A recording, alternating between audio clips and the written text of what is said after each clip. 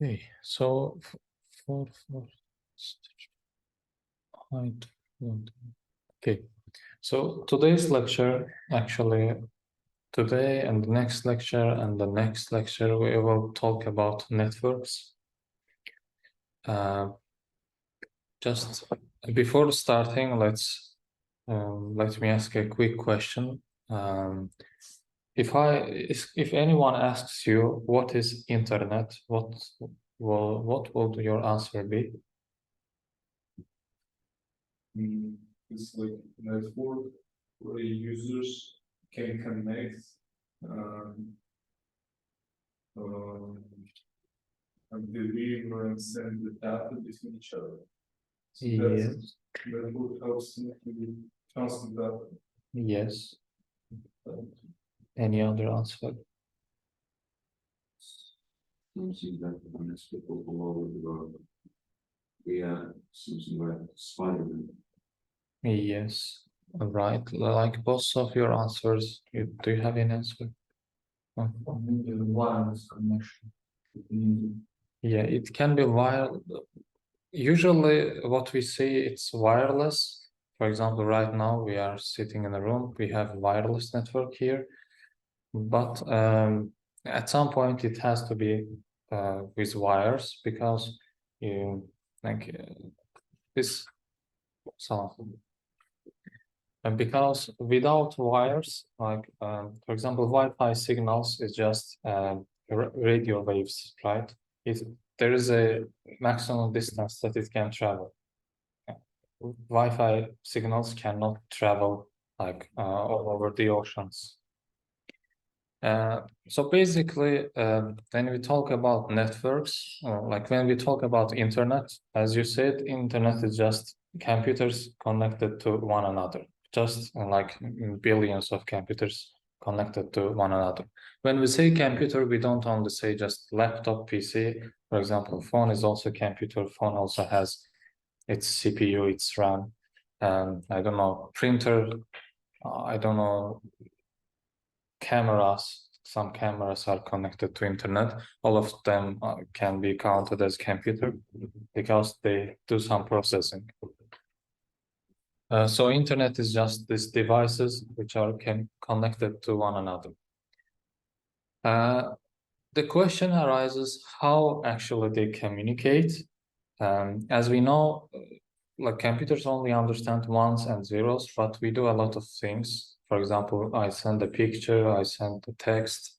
Actually, we have learned that text is actually just numbers. And when we talked about ASCII, we also have another character encoding. We talked about UTF-8. So text is actually just a bunch of numbers. So the computers can only work with numbers. If you send video or if you send an image, it's also just binary data. It's just information about where the pixel is and what color a pixel has. You know what's pixel, right? Yeah, a pixel. Yes. Like screen. Pixel is just squares on your screen. Yeah. Just which makes up that image. For example, if you can find just low resolution image, let's find a low resolution image. For example, this one.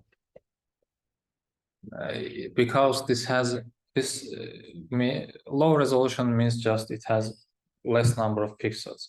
When it has less number of pixels, you can actually see the pixels. You see the squares. For example, this one.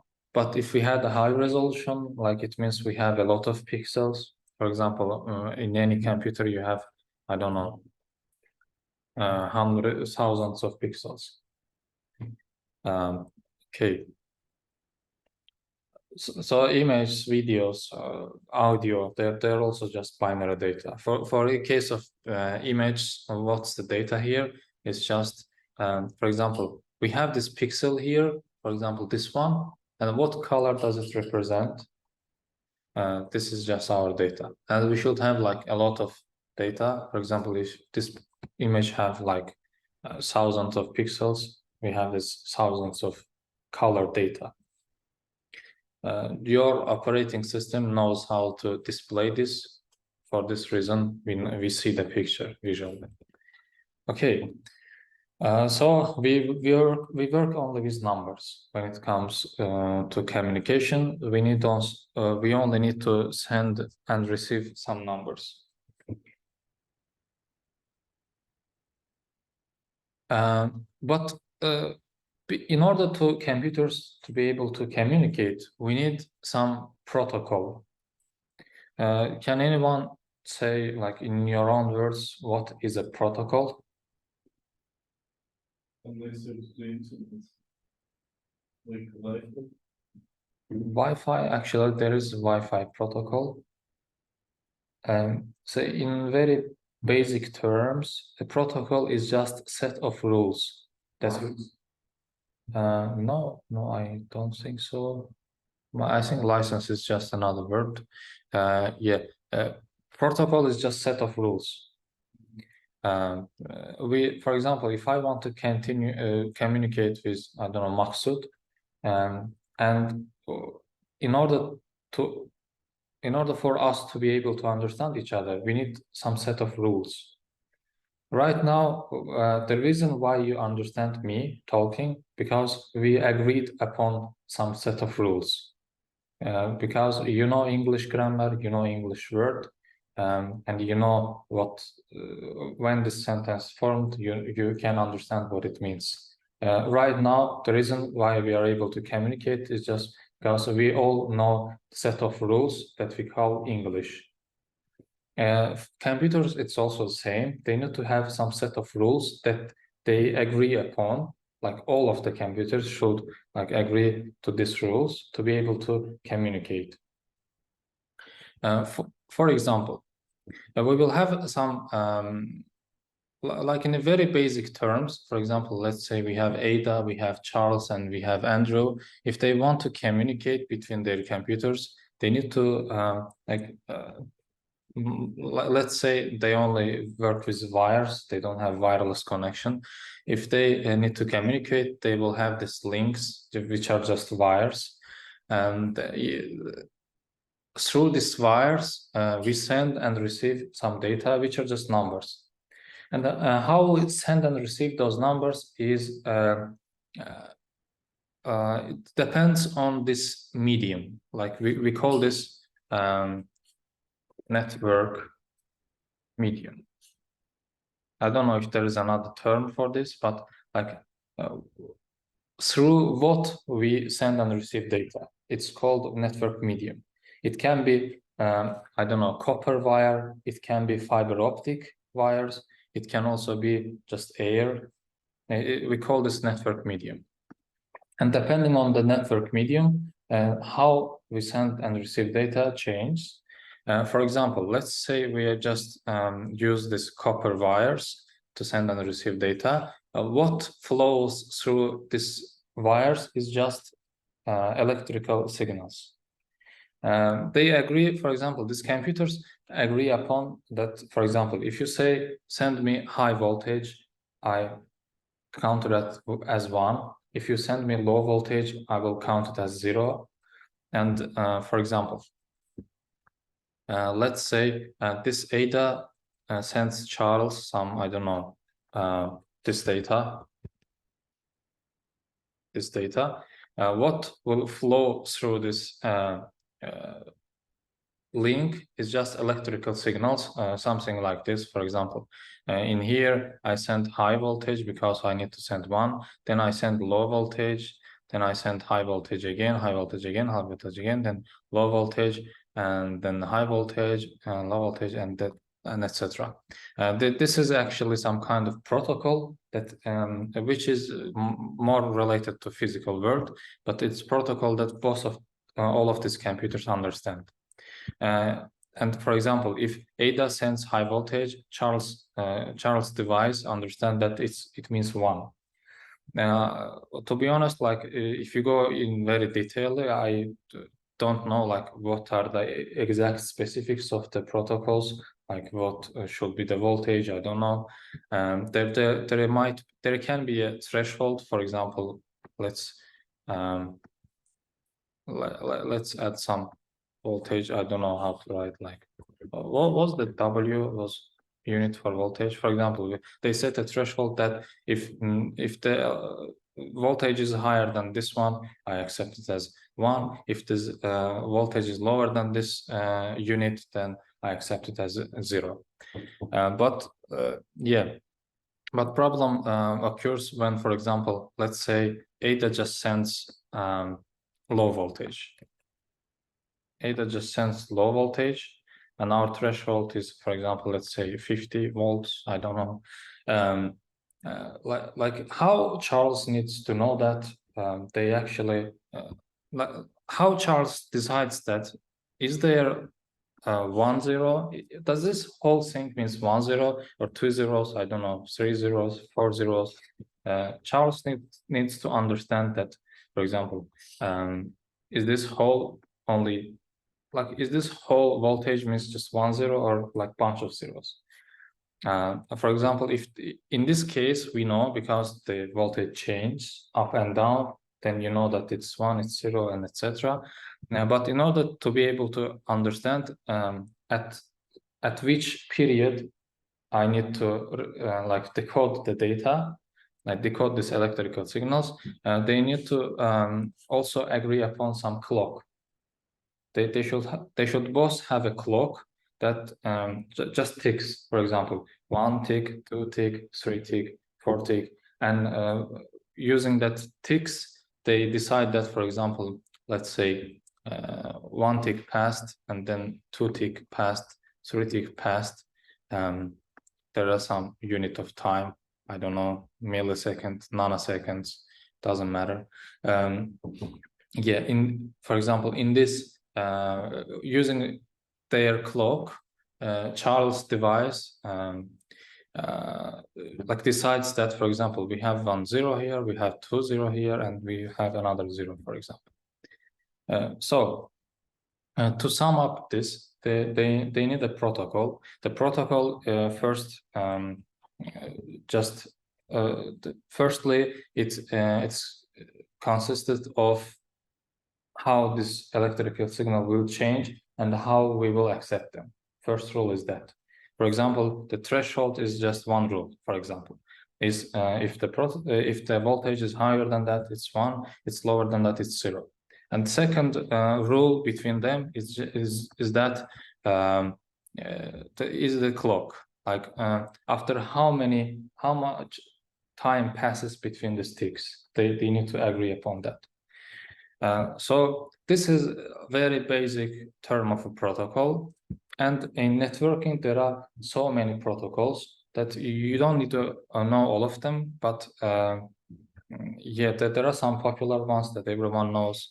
But we will talk, we have 3 lectures about networking, so we will talk about like most basic ones and most like used ones. That's it. And in computers, there is actually some part of the computer that only deals with these protocols. We call that network interface or network card. I think this is, this is called network interface. Each computer has a network interface. Without that network interface, you cannot connect to any network, because this network interface just small hardware that is able to speak all those protocols. Okay. So let's say, and another rule between like how they want to communicate. For example, we might have several users which are connected to the same wire, same network. Now, for example, if Ada sends some message, like the network needs to know where to send this message. Is this message supposed to go to Charles or Andrew? So they need to have some kind of address. For example, when Ada sends a message, she needs to add like from, like where this message comes from, and to where this message goes. Like in a very basic term, because like this is just one wire. We don't just control this electricity. So this message goes to every computer on the network. For example, we have we have two computers in the network. The Ada is the one who sends the message. This message will go to Andrew, and this message will also go to Charles. Charles' computer will look at this package and will look at this to section. So in order to be able to understand for whom this message is intended to go. And Charles' computer will see that, for example, my ID is baggage PC, and this message is intended for baggage PC. I need to get this message. Actually, I need to receive, and I don't know, decode this binary code, convert it to text or image, whatever the message is, and show it on the display. But Andrew's computer will see that message is intended for baggage PC, but my ID is my net. Andrew's computer will just drop that package, like will not continue just analyzing the contents of the package. And like in the real world, these addresses are not just text, they are also numbers. So we call them MAC address.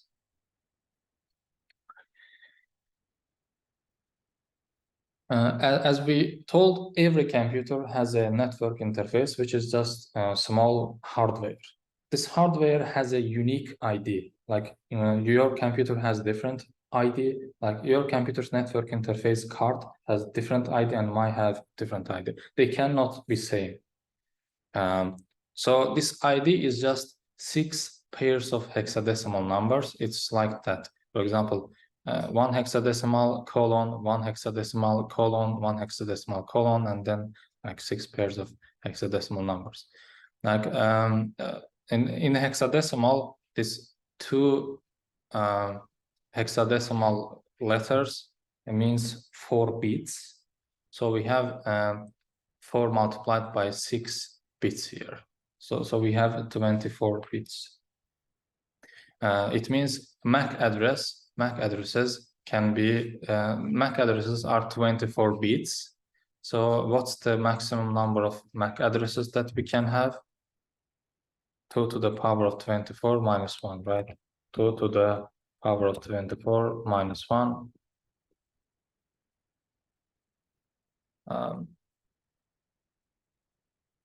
This is, I think, this is the maximum number of MAC addresses that we can have. 16 million, something like that. I'm not sure if like we will ever run out of. I don't know if we will run out of MAC addresses, but I don't even know if we have already run out of MAC addresses. Like, let's search. Will we ever run out of MAC addresses? Let's see the answer.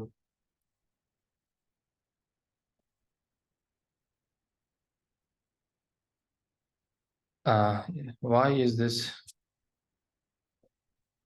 Okay, it's not actually 24 bits, it's actually 48 bits. Maybe I counted wrong. Yeah. Let's just look at this more closely. Let's say I have this hexadecimal number. What's this hexadecimal number? DE. Let's say I have this hexadecimal number, which is DE. If I convert it to binary,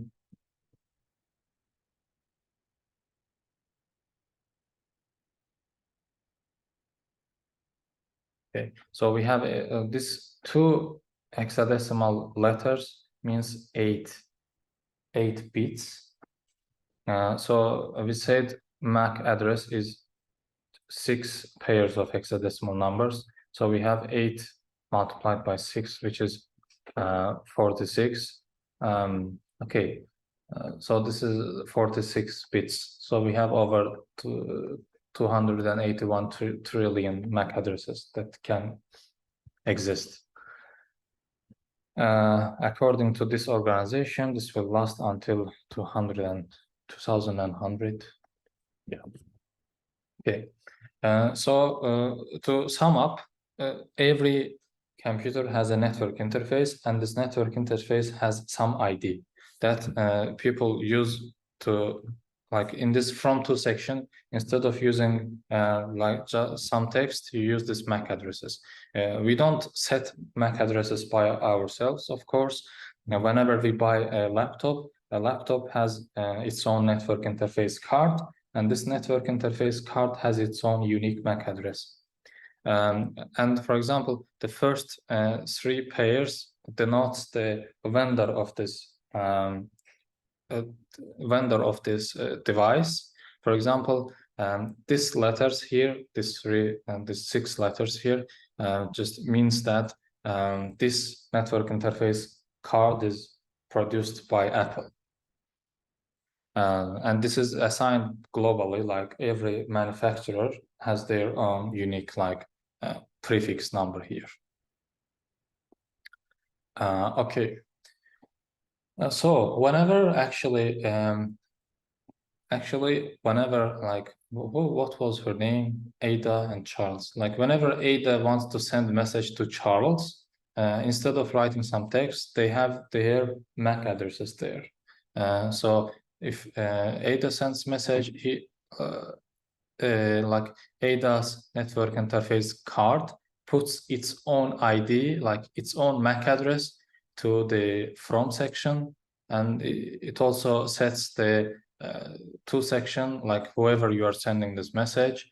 And the same process happens, like this laptop will look at the package, it will see that it's not, the package is not intended for him, it will drop it, but Charles will see that like this package is intended for him, and he will receive it, decode the message, and show it on the screen, for example. Is the idea clear, like in the as a big picture? So as I told you, we have a lot of protocols. Usually people divide those protocols into layers. It's easier for teaching purposes. They have some, we have like 2 models. If you, for example, if you look for OCI model, you can also look for TCP/IP model. OCI model is just, it's used usually in certification exams. For example, if you want to be a Cisco certified network administrator, I don't know, network engineer, they usually in the tests, they always talk about this OCI model, which you see they have many layers, and in each layer they have different protocols.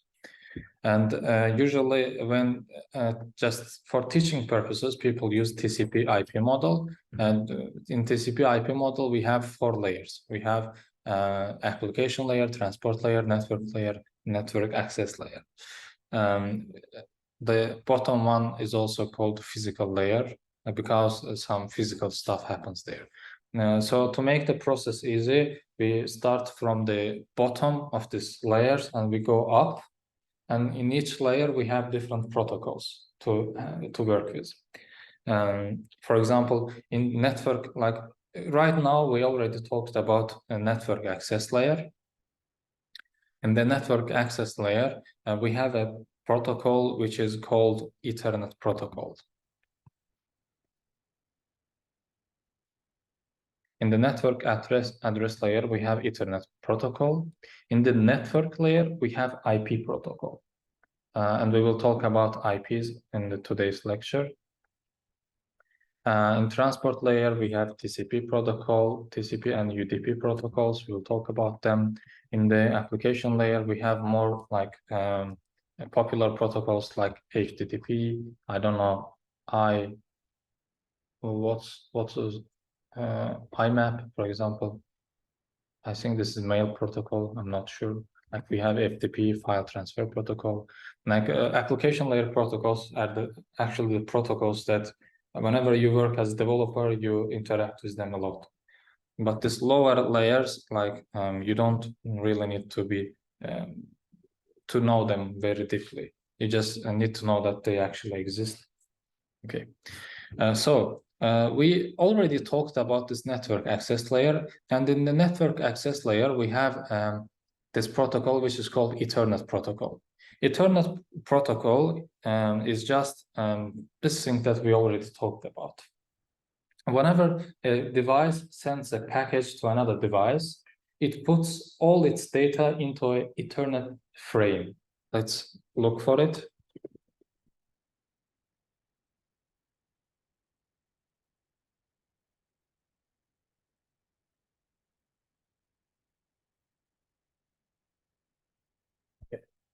So whenever a device, like this was a very simplified version of this message, actually in the very lower layer of this TCP IP model, we call this protocol Ethernet protocol. And whenever a device wants to send a message, it needs to construct an Ethernet frame. And this is just an Ethernet frame. By the way, these protocols are designed by this organization. You might hear them a lot, like IEEE. I don't know the whole like opening of this word. I don't know, Internet Exchange Engineering. I don't know. Okay, they usually set the protocols and everyone obey that protocols. Okay, so this is our Ethernet frame. If I'm a device, let's say I'm a device, I'm a network interface card, and I want to send a message. I need to like construct this message. For example, first 7 bytes will be something which is called preamble, which I don't know what it means. And the second 1 byte will be start frame delimiter. It means that after this byte we will have some data actually. And then we will have 6 byte, which is destination address. If you remember our MAC addresses, we have like 1, 2, 3, 4, 5, 6. So we have 6 bytes here. So whenever you send a message, you set destination address after after 8th byte. Like the receiving person, if the receiving person needs to know where's the destination address, where he will look at this point, from this point till this point. This is actually why this package is divided into bytes. Like everyone knows that from this byte to this byte, we'll have destination address. From this byte to this byte, we'll have source address. And from this 2 bytes just denotes the length of the whole package. Like whatever data you send, and like you put the length of the data here. And then we have from 46 to 1015 bytes, we have this data section. It means that in this data section, you can put maximum of 1,500 bytes. In this data section, you cannot have any longer data. We will talk about, like, usually you send a lot of videos, gigabytes of videos to each other, for example. Obviously it doesn't fit into this like this small section, but we will talk about the next lectures. Then we have this 4 bytes at the end, which is called frame check sequence. Frame check sequence is actually just there is a mathematical formula in cryptography which for example, you collect all this data before this frame check sequence, and you apply some mathematical formulas onto them, and you put the result here. The receiving person does the same. If they get the same frame check sequence, it means that data is not corrupted. Maybe someone, I don't know, there was some electricity outage, I don't know, there was someone cut the wire, I don't know, someone put some cable into wire, some data is corrupted. There can be a lot of reasons, but this frame check sequence is just for verifying that this package, this whole package is actually valid and it's not corrupted or tampered with by someone. Is the idea clear in the higher picture. Yeah. Okay.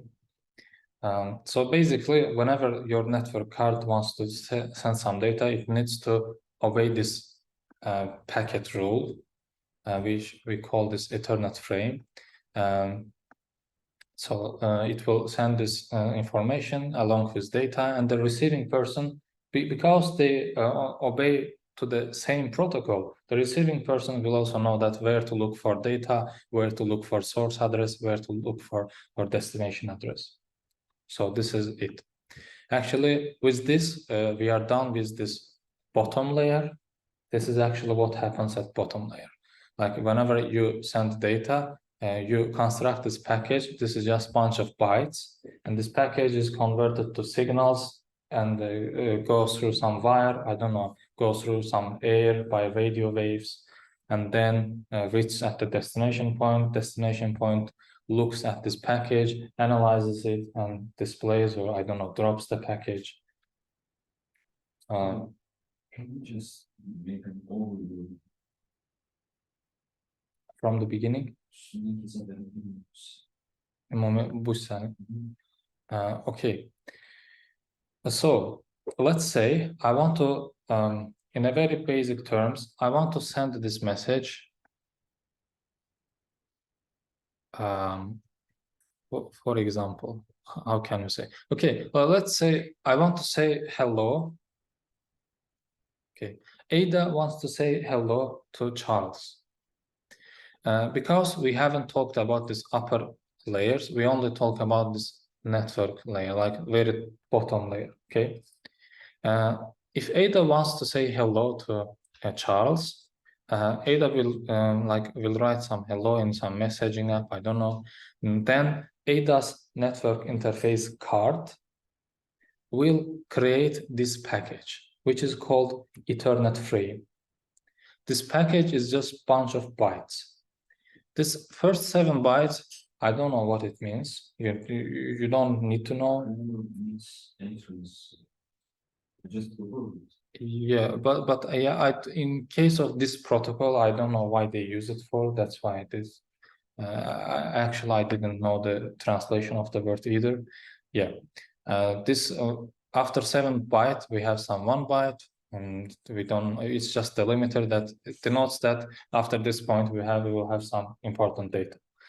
Okay, so destination address will be Charles' address because Ada sends to Charles' computer. And source address will be Ada's MAC address. Both of them are physical addresses. Physical address just means MAC address, okay? People use this word interchangeably, physical address and MAC address. So, as we said, our MAC address is 6 bytes. For example, 1, 2, 3, 4, 5, 6. So that's why in Ethernet frame, we have actually 6 bytes for each address. So these are MAC addresses. And then Ada also puts the length of the data, like how many bytes she actually sends,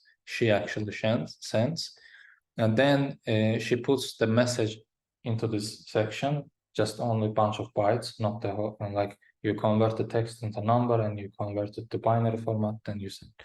Then we have frame check sequence, which is just a number that to ensure that this package is not tampered with or this package is not corrupted.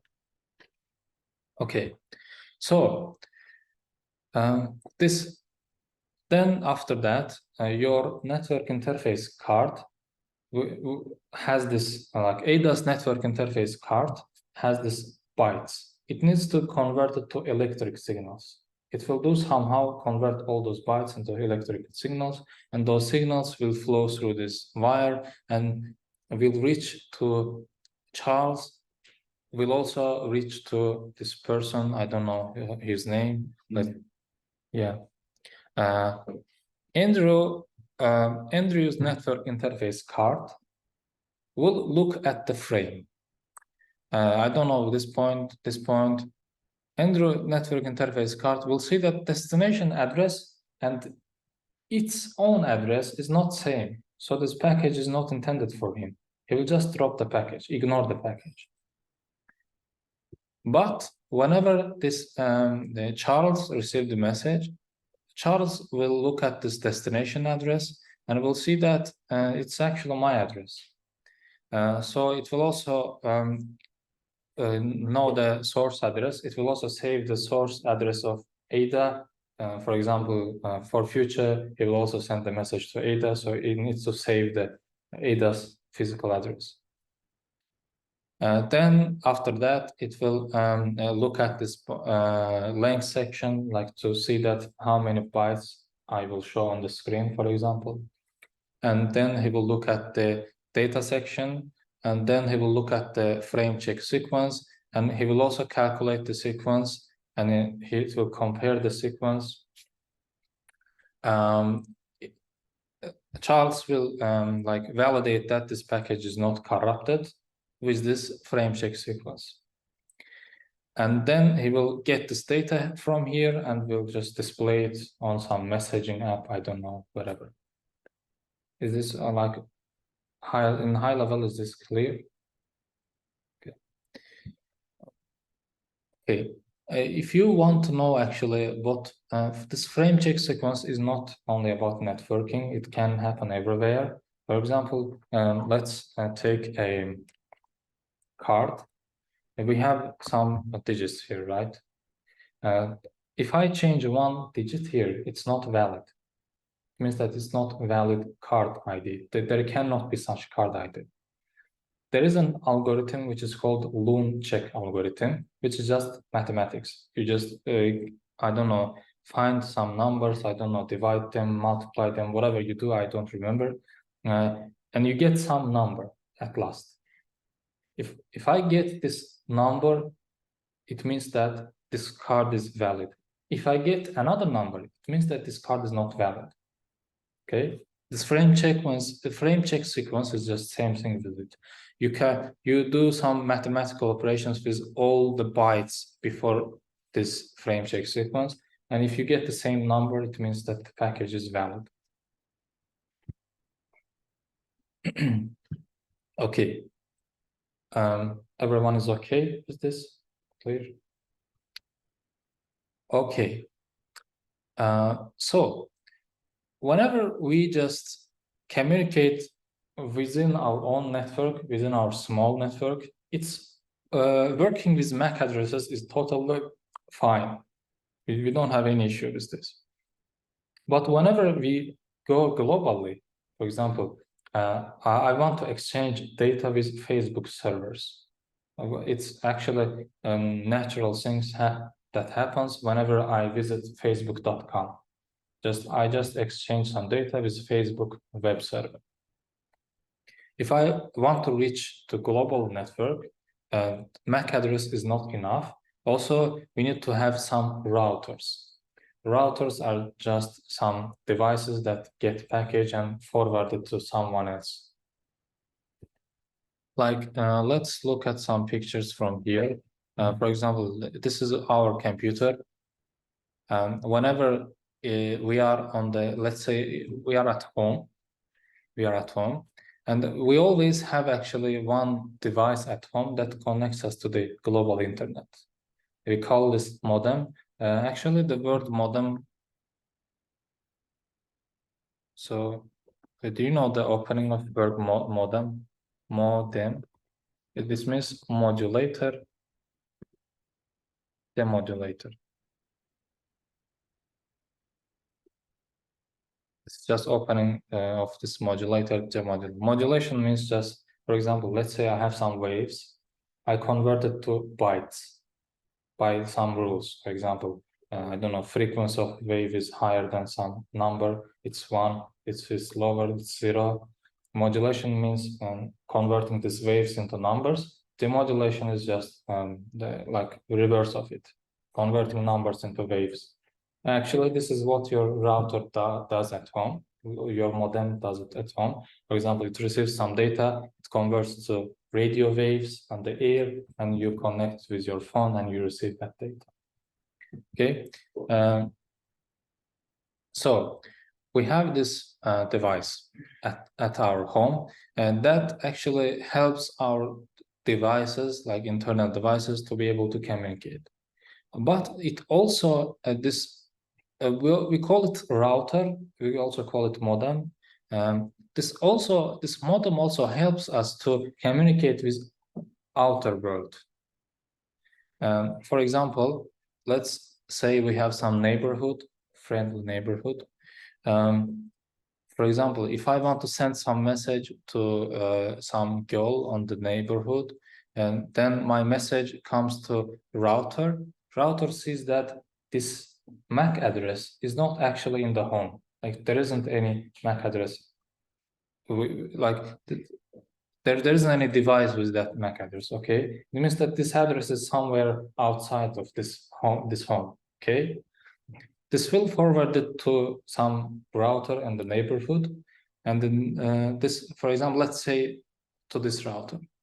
This router will also look at this home. It will say that this MAC address is not at this home. So it will forward it to another. This will say this address is not at this home, forward it to another. Then at last, we will find that this MAC address is actually belongs to this laptop, and it will forward the message to that laptop. Okay. The reason why we call them routers because they actually help the package to find their ways. And then when we talk about this network, we talked about network access layer, we talked about Ethernet frame, Ethernet protocol. And in the next layer, we have IP protocol. So actually, when I told you the router looks for MAC addresses, router never looks for MAC addresses. Router actually will look at your IP address. And let's look at what's IP address. Actually, I think everyone should know. At least you have seen an IP address once in your life.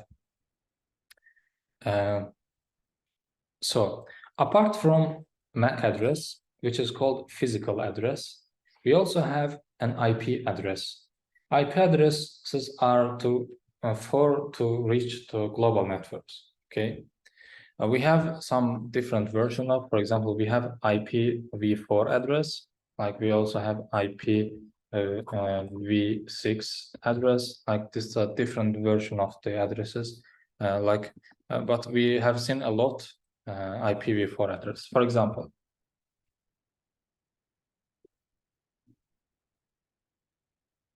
have you ever sent this address in your life?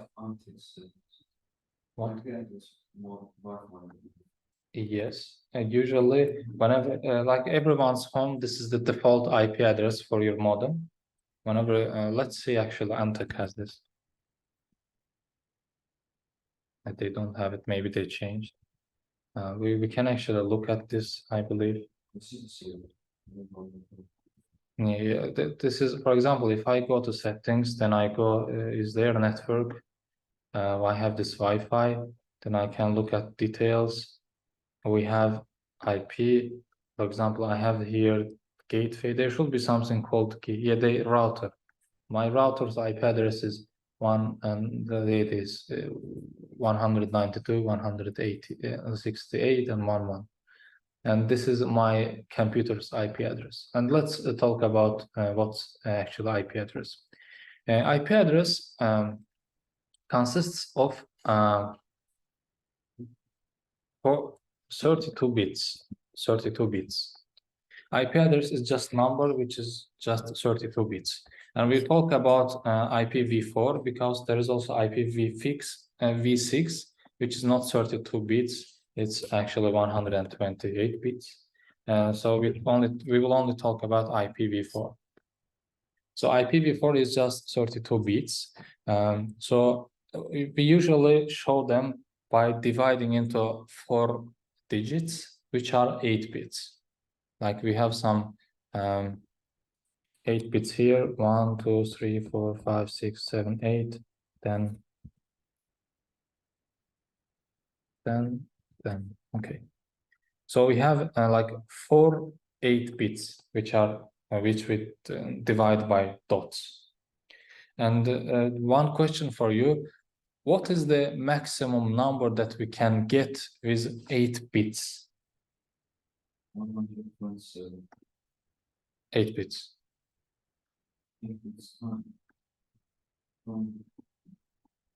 Yeah, actually this is 255. So this means that between these dots, the maximum number between these dots can be 255. Like if you see something like this, for example,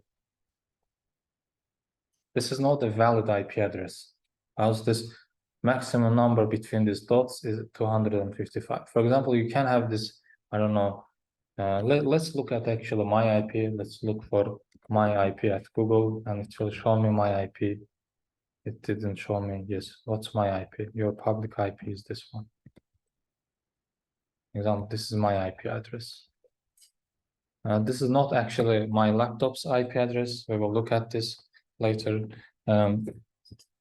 So to sum up, IP address is just 32-bit number, which is to be like more readable. We divide it by dots, and each dot is 8-bit, and maximum number is 255. So in anywhere, maybe in some tests, I don't know if you see something like this. This is not valid IP address because maximum number should be 255. Okay. Why do we use IP addresses? Why do we use IP addresses? We use IP addresses to be able to communicate with outer world. So in the network access layer, we had this Ethernet frame. In the network layer, we have another frame, which is called IP frame. Like, I don't know, IP packet. Let's see, IP packet headers.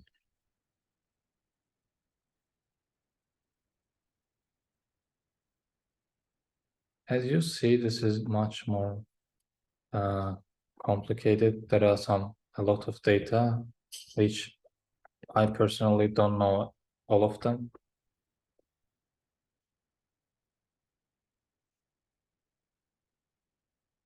Okay, so this is the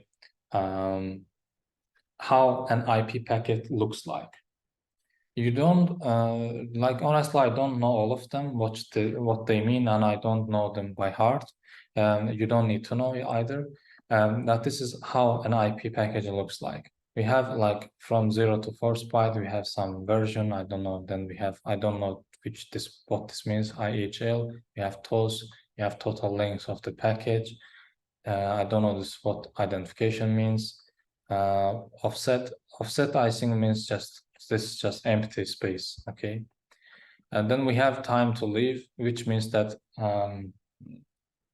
after which time this package needs to be dropped. We will talk about them. Then what we have, protocol is, I think, means like we have IPv version 4. We also have IP version 6. This means which version are we using protocol, which version of this protocol we are using. Then we have source address and we have destination address.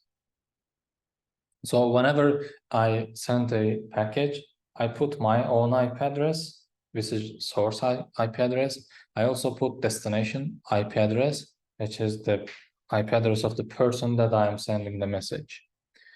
And then we have options. I don't know what options means. Then we have the data, which is the important part. We have a lot of data. We put our data there. And the question arises actually, what happens between this? Like we had this frame, we also had this frame. Do we send both of them? How do we send them?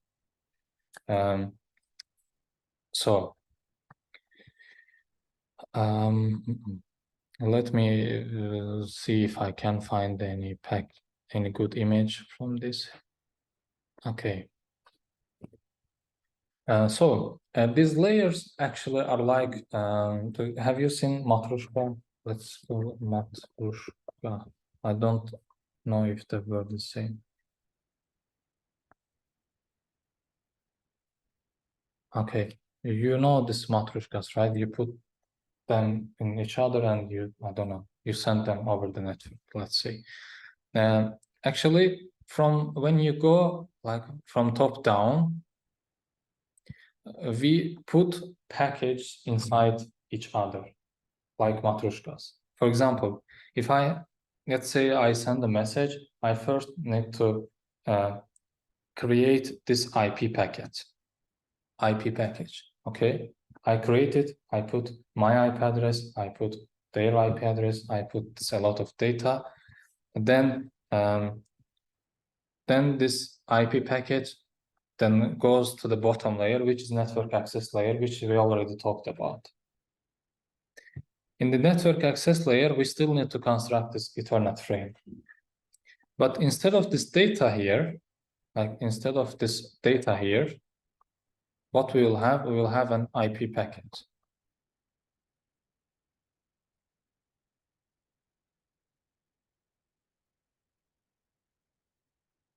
Which is this one, this large package.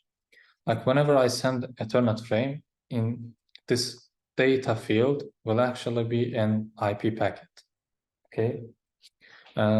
So let's go back to this Charles. Whenever Charles actually received the message, he will also, whenever Charles look at this data section, he will see that inside this data, we have an IP packet. So he will also need a way to analyze this package as well. This package is also just a bunch of bytes. As you see, like we have like between 0 and 31 byte, we have something, and between 32 and 63, I think, have some other data.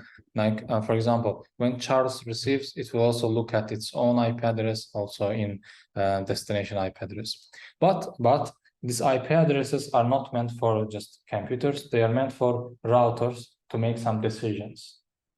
Okay. Let's go back. Let's say my router has this IP address. Okay. IP addresses are usually divided into some parts. For example, in this IP address, this is called network ID. Network ID. And the later two numbers are host IDs.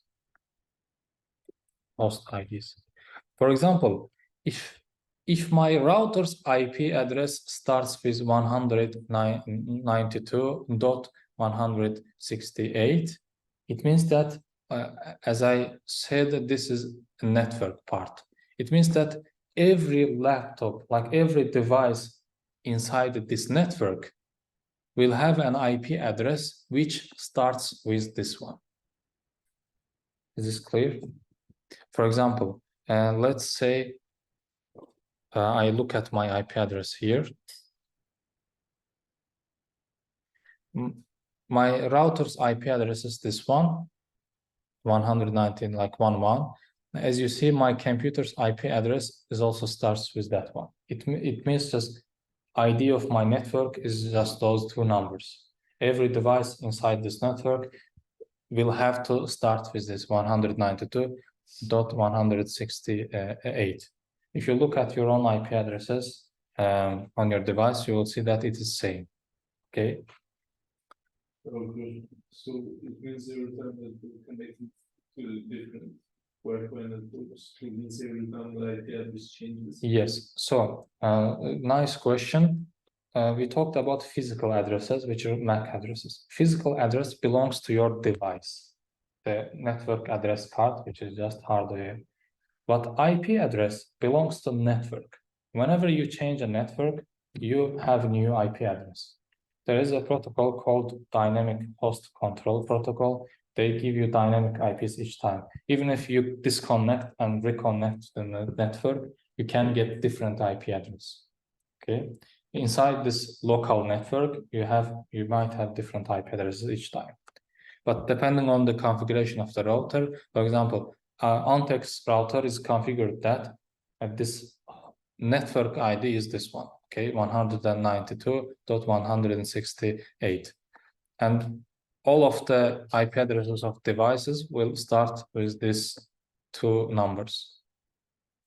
For example, you can just try. In Windows, you can write ipconfig on the terminal. You can try. In Mac, you can write ifconfig in terminal. Config. You can, if in order to see your IP address, I think in Mac it's more complicated.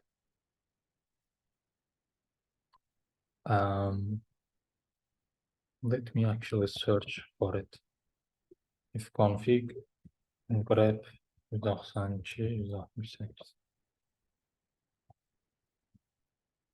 So this is my IP address. This is my IP address. You can do the same, Murat. Maybe you try it. If config /grep 192.168 to be able to see it. Your IP address should start with 192.186.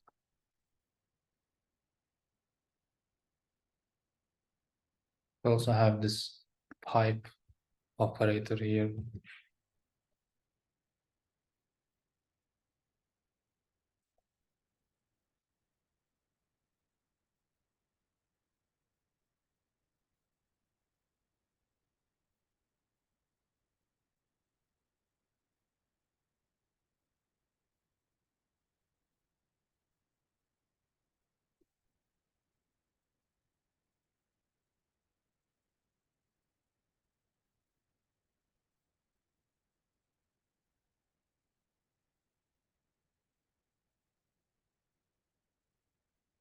You get result.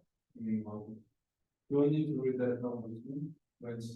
Yes, just this line. If config, then we have this operator here. Then we have grep 192.168, 192 and .168.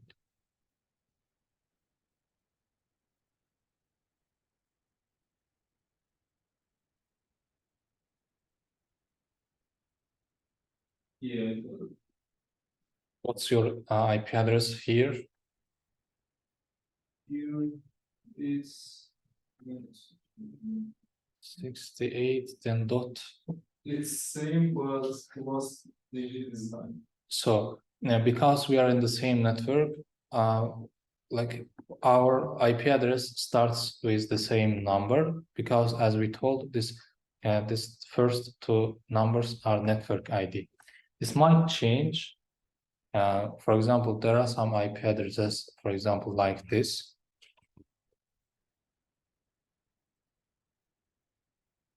For example, let's say, in this IP address, this is the network ID.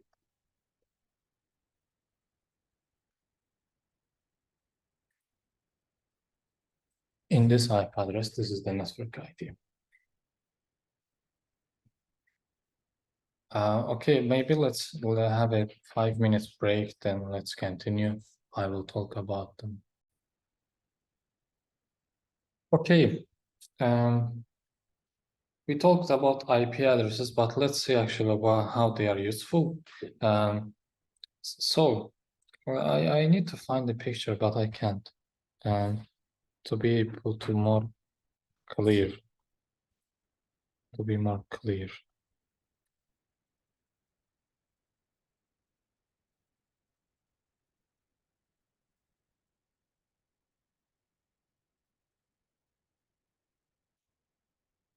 But let's look at IP address of Facebook. Okay, I can write on my terminal, I can write ping.facebook.com. So Facebook's IP address right now for me is this one. Let's just paste it here. Paste it here. Let's say I want to enter the Facebook. In order to, when you enter the website, you actually send some package to the website and it sends back some package to you. So this is the IP address of Facebook. And right now, this is my IP address, like 192, 168, 1. this is my IP address. Whenever I first create a message, like for example, I send a message to Facebook, let's say, I first create, let's say we are starting from this IP layer because we don't know the upper layers yet. We will talk about them. Whenever we talk about, I create a message, I first need to create IP packet. So let's create like simple version of this IP packet. IP packet. So I have my source address, which is this one.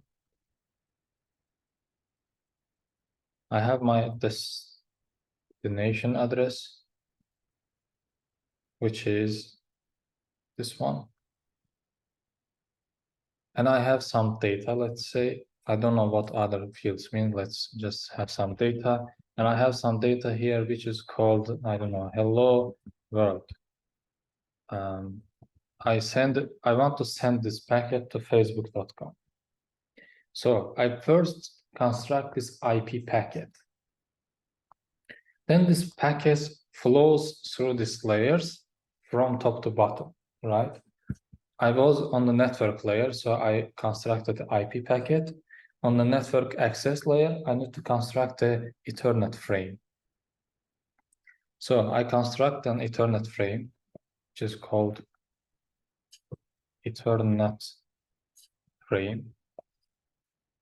What was here? So destination address, source address. Let's say this is my source address. I don't know, some random MAC address.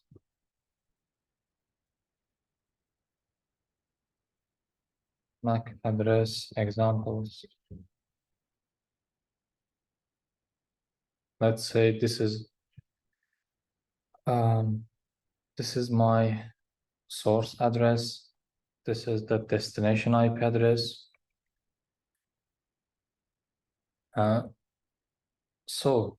Inside this data, we don't have hello world here inside Ethernet frame. We don't have hello world here. Instead, we have this IP package inside this data. Okay.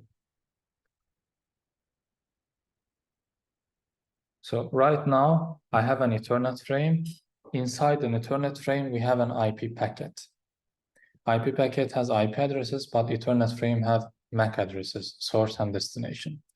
One thing to note here, this destination MAC address here is not Facebook's server's MAC address, because like there is no way for me to know their IP addresses. For example, Facebook server may be physically located on some Germany, somewhere on Europe, maybe. Okay, there is no way for me to go there and just fetch the MAC address, and there is no need for their MAC address. So this MAC address here is router's MAC address. In my home, I have router, and this MAC address here is a router's MAC address. So this means whenever you have a router at your home, every package should go to router, and router will decide to where to send that packet. Okay. So this Ethernet frame will be converted to zeros and ones, and then electric signals, and will go to the router. And router will look at this destination MAC address and will see that, oh yeah, this package is for me. And we'll do something like frame check sequence, etc. We'll validate the packet, and then we'll look at this data section. Okay. So as Matrushkas, whenever I look at this package, I just get it out and throw the later one, right? I just get the inner package and throw the outer. So I'm just throwing the outer package. Okay, this is now, the router now is looking at the IP package because it's already looked at Ethernet frame. Okay, now router will see that source address is this one. which is like my laptop, okay, which is my laptop. And the destination address is something really weird. If so, destination address was to start with these numbers, it means that destination address is actually inside this home, inside this local network. But this destination address is something weird. It means that router doesn't know where to send it. So router will like forward this message to its default gateway.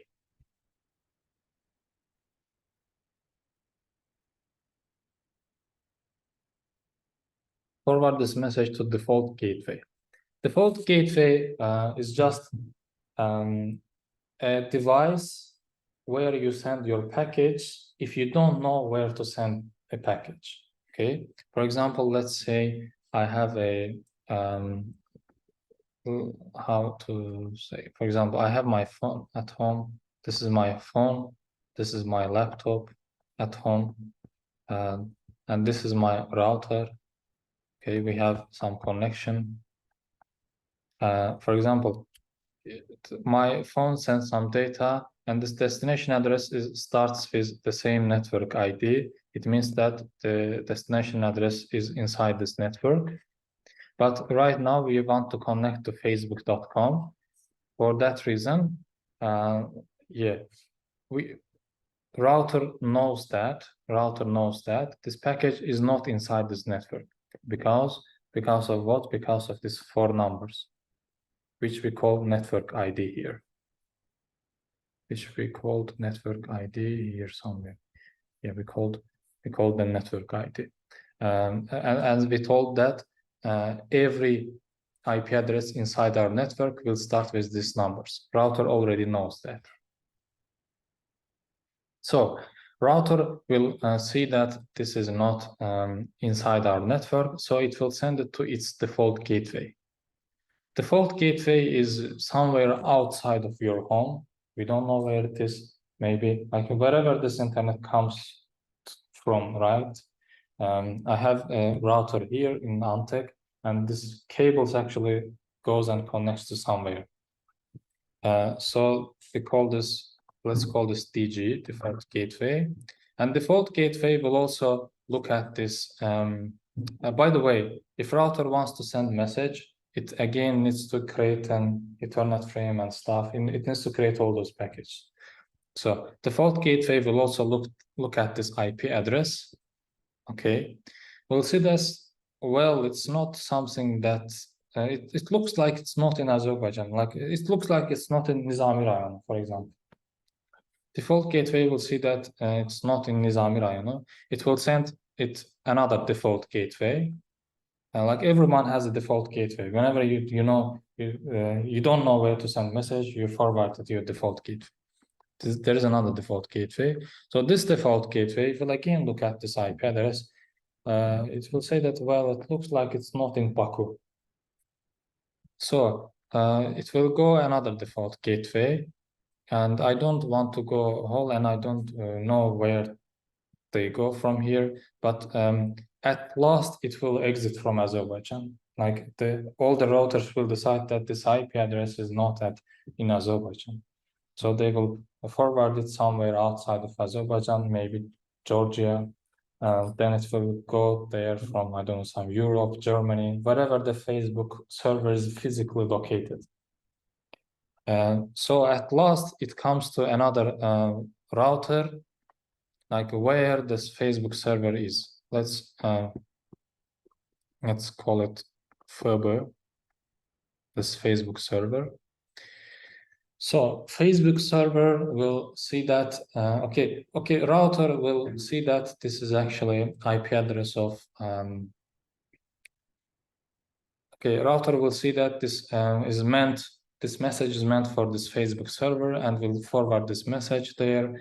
Then Facebook server will server is just another computer, right? It's just a laptop it's computer with a lot of capacity. So Facebook server will process that message somehow and will respond with some other message, and we will get that web page. in our page.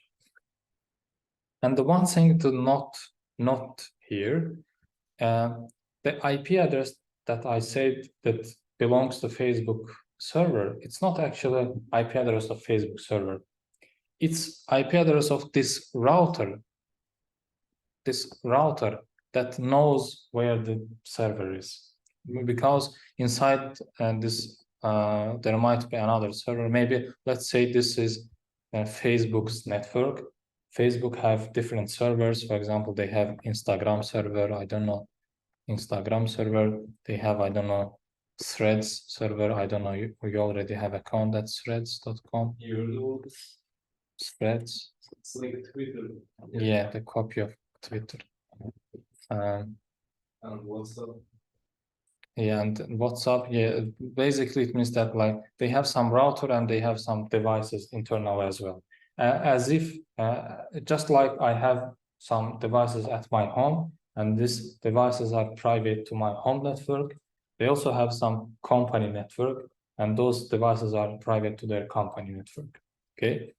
So this is actually why the IP address is needed. IP addresses are usually used to reach out some global network.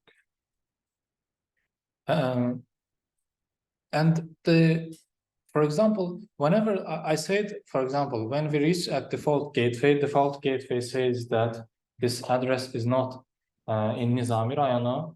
For example, it forwards to another, it says it's not in Baku, and then it goes to Sumgayit, it says it's not in Sumgayit.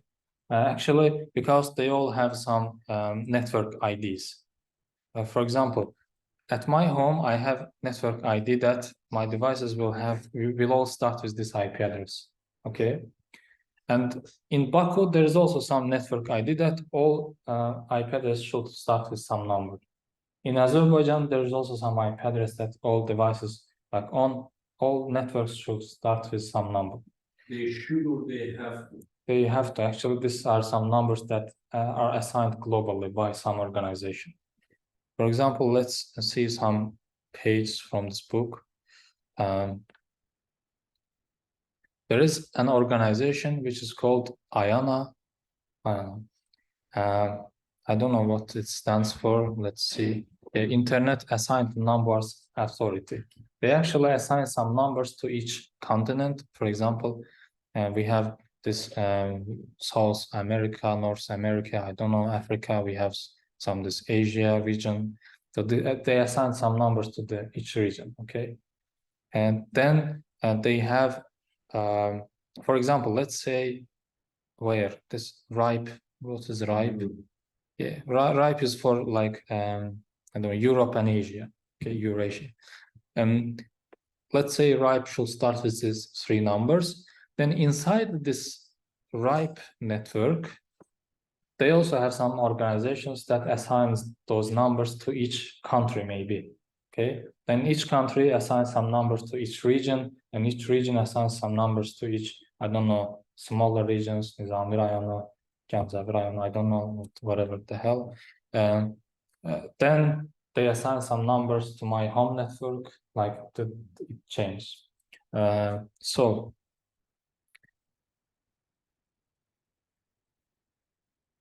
Yes, what else do we have any? For example, there is some such kind of tree, for example. You see, we have IANA, which assigns all the numbers. For example, we have RIPE, which assigns some numbers here. For example, there is some region in UK that RIPE assigns some number to that region in UK. Then this region only have this portions left to assign some new numbers. Then they assign to some company which is called Sky Romford. Then they assign to some, for example, this Sky Romford is some internet service provider. Okay, we have, I don't know, in Azerbaijan we have Delta Telecom, if I'm not mistaken, and we have also some another provider which globally provides internet to our country. Let's say let's say Sky UK is a company which assigned this number, which also provides the whole internet connectivity to the UK. Then they have some internet service provider, which is, let's say, I don't know, KTV, like KTV Plus, I don't know. And then the Sky Romford assigns some numbers to ADAS Home. Then ADAS Home assigns some numbers to this devices inside the ADAS Home. Okay. Is the idea clear, like overall how networks work? But how those people change those Actually, they don't change. As I said, for example, in ADAS Home, we have this first some numbers already set and they are fixed. They are not changing. So there are, for example, for me, there are some less numbers, let's say only 10 numbers to change. Okay. That's why there are some limited number of devices that ADAS Home can actually have. Well, like also in movies that people like carving and changing the IP addresses so people will not be able to find it.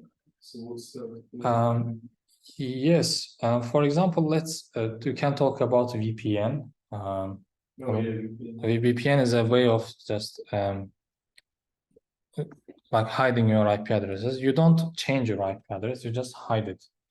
For example, now let's say I always buy a VPN service from some company. I pay money for them, and they have some servers in like all over the world.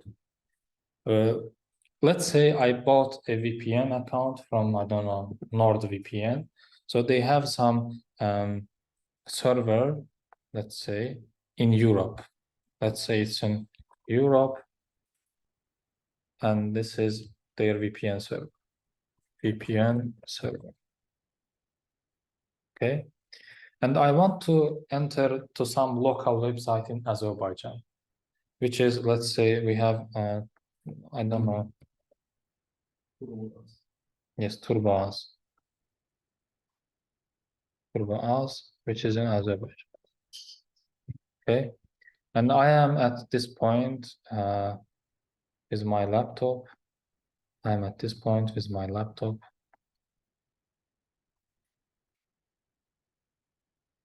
Okay. And this is my laptop. Okay. Yeah. Usually, whenever I connect to TurboAz, like it goes to my home network and then it goes to some, I don't know, another network. At last, it reaches TurboAz, right? And for this reason, TurboAz actually knows my router's IP address. Okay, knows my router's IP address. Because like whenever someone sends message, they set their source address, right? It's obvious. So because you need to set the source address because the other party will respond with some message. They need to know where to send that message. Source address is important. Okay. Right now, TurboAz knows where I'm coming from. If I buy a VPN, I will have some slow connection, obviously, because I won't go to TurboAz directly, but I will go through Europe. For example, let's say if I buy VPN,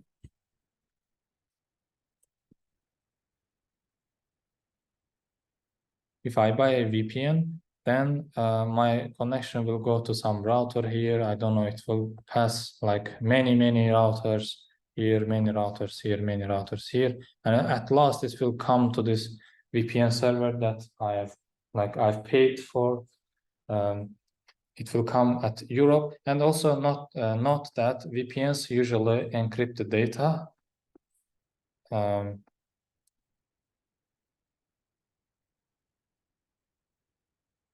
VPNs usually encrypt the data, so data is actually encrypted between those parties. So now, like between my laptop and VPN server, like your internet service provider can see the data, but they don't know what it means because the data is scrambled somehow. Just it means encrypted.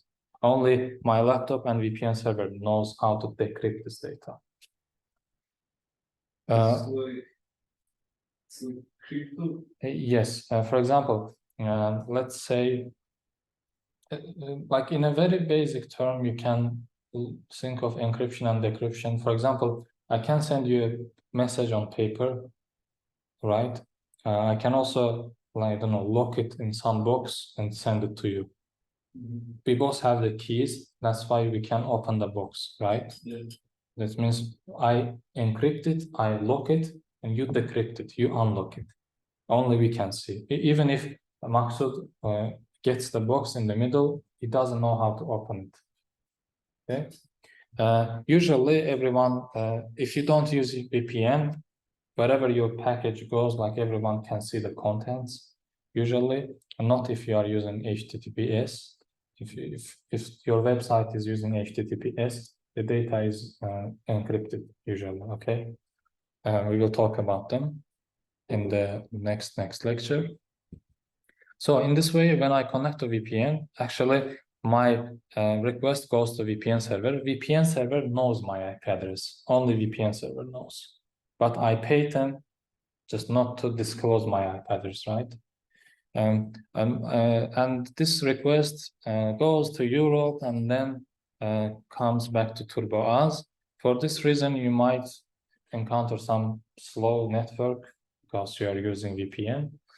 And then it comes to TurboAz. And TurboAz thinks that this request comes from Europe. This is actually how you hide your IP address. And because these numbers are assigned to some regions, like people know, for example, from which region this request comes.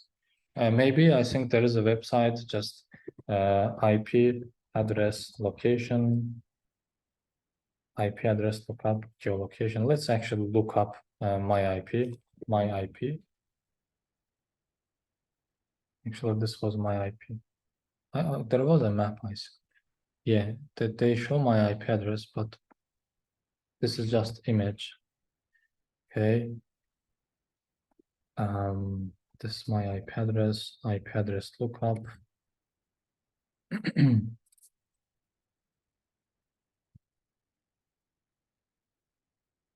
Country Azerbaijan. Internet service provider is AzFibernet. They have some longitude and latitude. Let's see Google Maps, longitude and latitude. How can we see Google Maps? Do you know how to search for longitude and latitude in Google Maps? I don't know. I think with region, exact place. Yeah, longitude and latitude just tells you the exact point. Yeah, I don't know how to search it, so you can try it at home. It's usually like it shows only Baku. I don't know, it will show the exact. Usually, it won't show the exact location of this course and this building, because like we have router in this building and we have another gateway. I don't know, maybe 5 kilometers away from this building. Maybe this IP address is not my IP address, it's actually that gateway's IP address. Okay. So But that's IP address, it's IP address of your laptop or the Wi-Fi. the router, not The my router. laptop. Every IP address inside this network is private to this network. Okay, I can have like every single one of you at home have this IP address, right? Which IP address? Like 192.168.1. This IP address can be at anyone's home. It's just private to this network, okay, to the internet network. From public point of view, they only see our router. So this is how it works actually. What's more dangerous?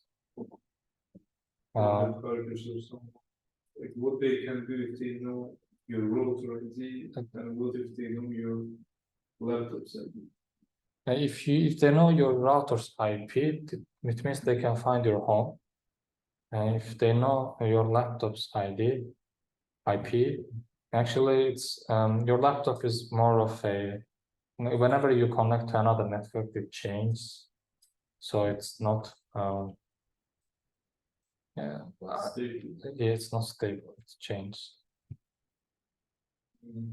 They just need to know the IP address of the network that you have connected, like the router.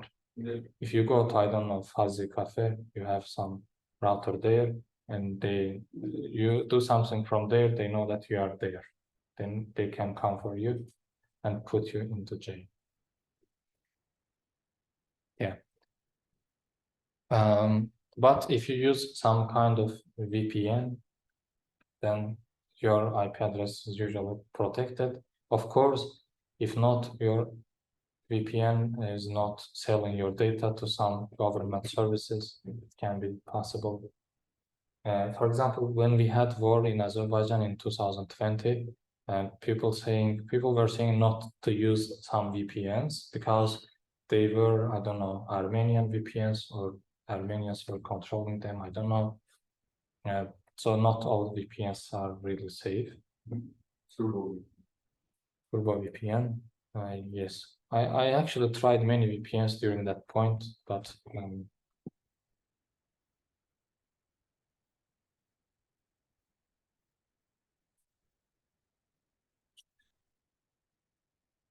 okay. So basically, you know, I hope you know what IP addresses are and what physical addresses are. Physical addresses are usually, like MAC addresses, usually are used to communicate like between this network, like in small area. But IP addresses used to reaching global networks, because there are like billions of routers and they have some different IP addresses, and they need to be able to route this package, like show it's the shortest way to reach some destination. Also, we had this TTL here, right? TTL is, I think this IHL. What is IHL? What is IHL in IP packet? Header lengths. What is TTL in IP header? Time to live. Okay, yeah. So we have TTL here, right? TTL here means just number of routers that it can go. There are billions of routers on the world, so it's possible that a package will just will go into loop. For example, it will go to a router and I don't know, it will go into loop, and the routers will just send it to each other, and it will not reach its destination. It's possible, actually. That's why they put a TTL point here. It's just a number. For example, let's say it's 5.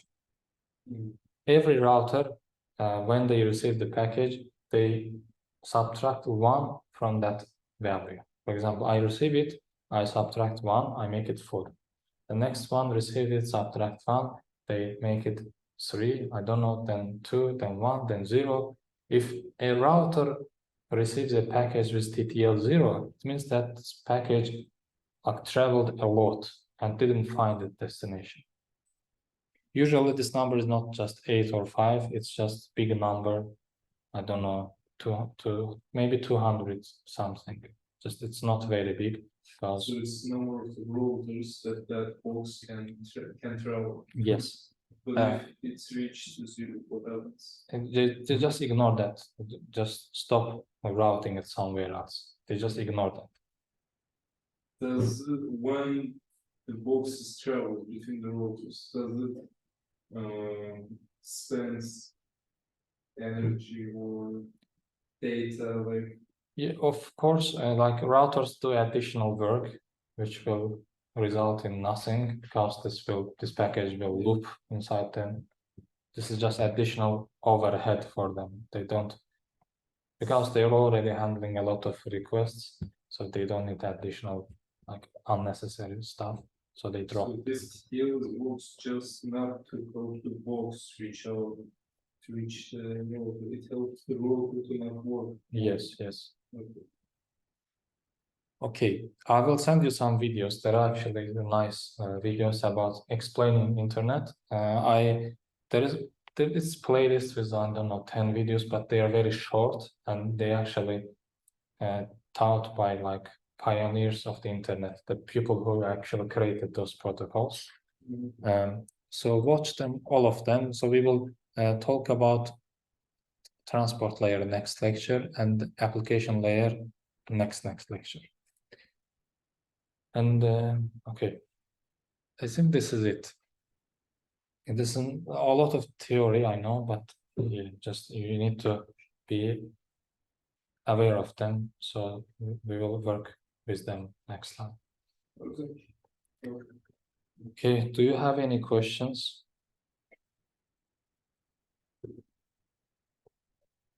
No? I have a question. How long would it take to be a profit at running all this computer actually? Massive computer. Like to learn all of them? Yeah. I think, I don't know, 2 lifetimes.